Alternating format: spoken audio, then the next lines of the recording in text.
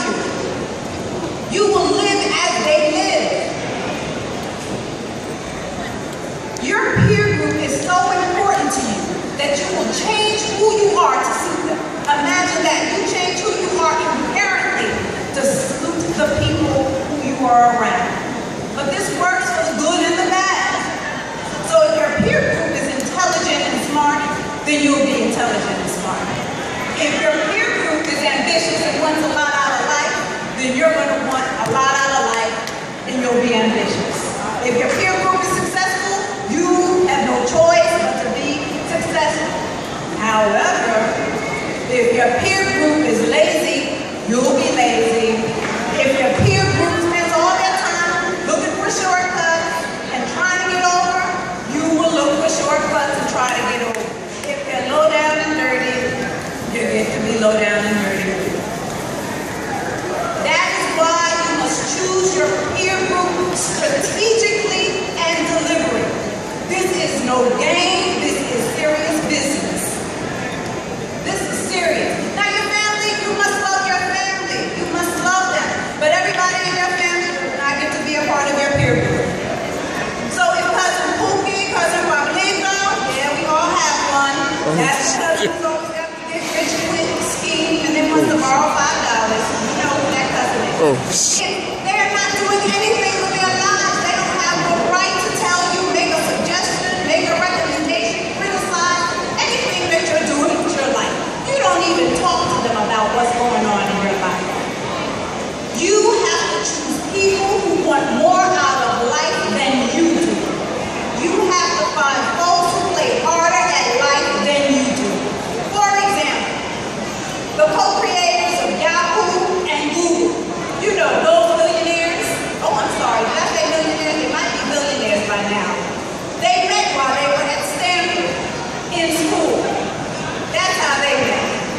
The Yahoo guys used to spend sometimes 20 hours a day surfing the internet, logging the sites, their favorite sites, and came up with this idea that, oh, I can create a search engine. The guys who created Twitter, I think I'm talking about another billionaire. These guys worked together at Google. When one left, the other one said, you're not going to leave your boy, are you? And he followed him. These relationships, Ben and Jerry, everybody's had Ben and Jerry. Ben and Jerry have been friends since high school. I want you guys to look to the left, especially you left. Look to the right. Some of you guys are sitting with your peer group. If you're the smartest person in your peer group, get out of it. If you're the smartest person in your peer group, you must find another one. So what I'm going to urge you to do is you need to inventory your relationships and treat them the same way you would your inbox or your email. So you need to first filter out spam. You know, that inappropriate, irrelevant, unsolicited advice that you often get from folks who don't know anything. Next, you need to create a fail-proof firewall so that you can screen out hackers, viruses, worms, whose sole purpose in life is to keep you from getting to your goals and dreams. Next, I need you to create a special folder so that you can separate and easily access those wonderful people who will come into your life to take you to the next level. They need a special folder, and you need to be able to get to them quickly. And the last thing, and it takes courage to do this last thing.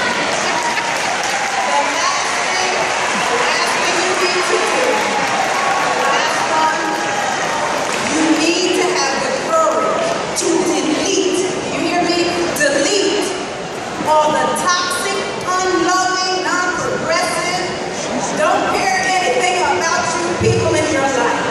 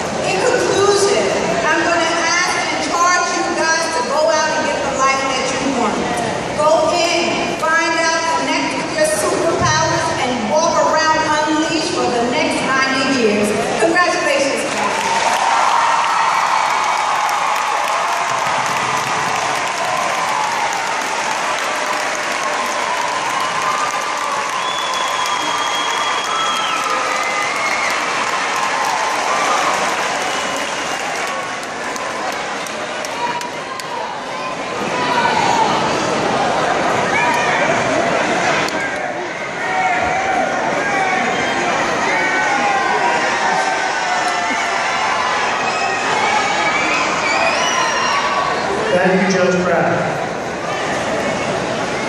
At this point in the program, we're going to have two musical selections.